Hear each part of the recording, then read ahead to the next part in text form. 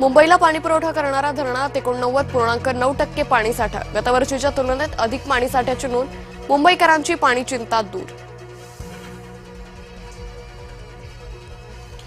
जंतर मंतर आंदोलनात पोलिसांच्या वेशात शिरून घातपाताचा कट उघडकीस, पश्चिम बंगालमधून अटक केलेला दहशतवादी शमीम मोंडलच्या चौकशीत धक्कादायक माहिती उघड. सीजेपी कोर कमिटीची संभाजीनगरात 5 ऑगस्टला बैठक, पुढील भूमिका ठरवली जाणार. टीईटी पेपरफुटी विरोधात आंदोलन उभारण्याची तयारी. ईव्हीएम विरोधात तरुणांनी देशव्यापी आंदोलन उभारावं, आमदार रोहित पवारांचं युवकांना आवाहन. मतदान ईव्हीएम ऐवजी बॅलेट पेपरवर घेण्याची मागणी. कुटुंबातील व्यक्तीच्या आग्रहासाठी पाय धुवू दिले, नाना पटोलेंचं स्पष्टीकरण. तर गुरुचे पाय दुधानं धुतले, त्यात गैर काय? काँग्रेस कार्यकर्ते अनिल पाटलांचा सवाल. काही लोक निर्णय घेताना फाईलवर पेनानं अंडरलाईन करायचे आणि पेन ठेवून द्यायचे. तंत्रशिक्षण चंद्रकांत पाटलांनी माजी मुख्यमंत्री पृथ्वीराज चव्हाणांवर नाव न घेता केली टीका. बीड नगर परिषदेत सत्तांतराचे वारे, संदीप क्षीरसागर आणि योगेश क्षीरसागरांकडून युतीचे संकेत, विजयसिंह पंडित यांच्या सत्तेला आव्हान.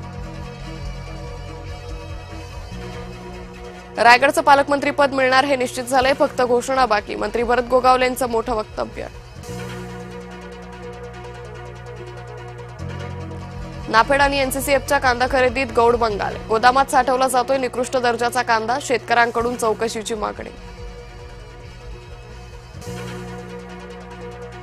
दुचाकी खड्ड्यात गेल्यानं महिलेचा जागीच मृत्यू, मागून येणाऱ्या ट्रकखाली आल्यानं गमावला जीव. ठाणे भिवंडी मार्गावरील घटना. जळगावातील तरसोद पाळधी रस्त्यावरील लासोदा पूल धोकादायक, पुलाच्या कॉन्क्रीट प्लेट कोसळण्यास सुरुवात, पुलावरील वाहतूक 3 दिवस बंद. डिजिटल युगात मोबाईल टाळता येणार नाही, मोबाईल वापरा पण आहारी जाऊ नका, अन्न आणि औषध आयुक्त तुकाराम मुंढेचा तरुणांना सल्ला. हैदराबादमध्ये 17 वर्षाच्या तरुणानं दोघांना चिरडलं, 7 दुचाकींचं मोठं नुकसान.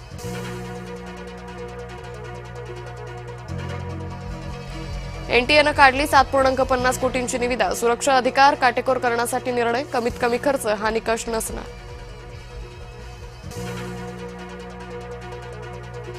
पाकिस्तानच्या खैबर पख्तूनवा प्रांतात